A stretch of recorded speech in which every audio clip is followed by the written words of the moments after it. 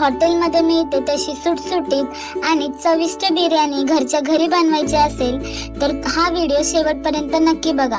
यामध्ये मी असे काही मसाले वापरले आहेत जे आपल्या घरात अवेलेबल असतात पण आपण ते कधी वापरले नाहीये। तर चला सुरू करूया। तर बिर्याणीला खरी चव ही तिच्या मसाल्यांमध्ये आणि कांद्यामध्ये असते। इथे आपण भरपूर कांदा लांब कापून घेतला आहे।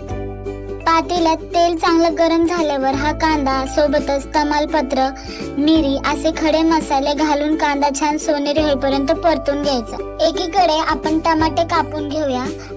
टमाटेही आपल्याला लांब चिरून घ्यायचे, लांब लांब त्याचे तुकडे करायचे। 3 टमाटे मी इकडे वापरलेत।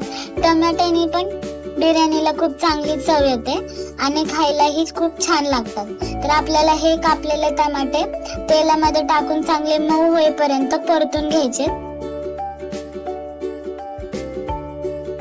अजून एक महत्त्वाची गोष्ट म्हणजे बिर्याणी करताना आपल्याला कोथिंबीर आणि पुदिना हा जास्त प्रमाणात वापरायचा आहे, ज्याने बिर्याणीला खूप छान वास येतो आणि टेस्टला पण खूप छान लागते।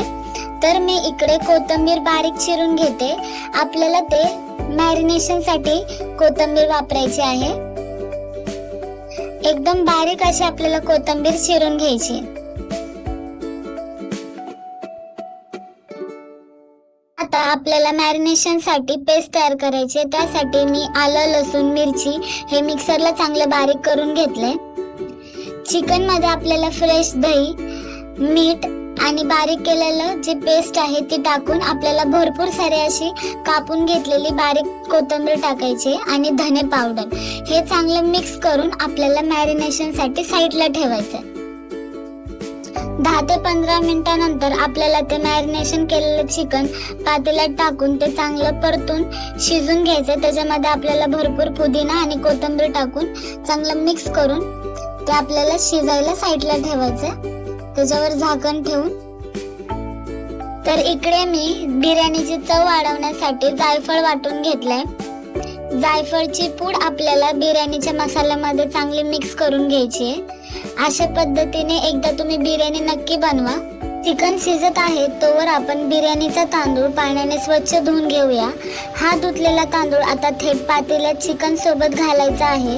यानंतर आपण वापरणार आहोत कोणताही एक चांगला रेडीमेड बिर्याणी मसाला, जो आपल्या बिर्याणीला अगदी हॉटेल सारखी चव देईल।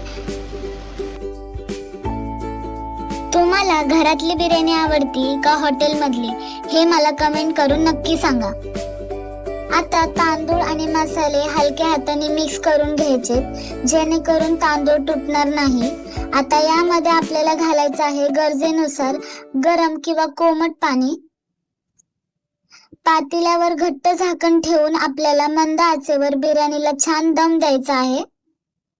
आपली गरमागरम आणि सुटसुटीत चिकन दम बिर्याणी तयार आहे। तुम्ही ही रेसिपी एकदा नक्की बनवून ट्राय करा आणि आपल्या चॅनलला सबस्क्राईब करा। व्हिडिओला लाईक करायला विसरू नका आणि मी अजून काही व्हिडिओज माझ्या चॅनलला पोस्ट केले आहेत, त्यालाही असंच प्रेम द्या। धन्यवाद।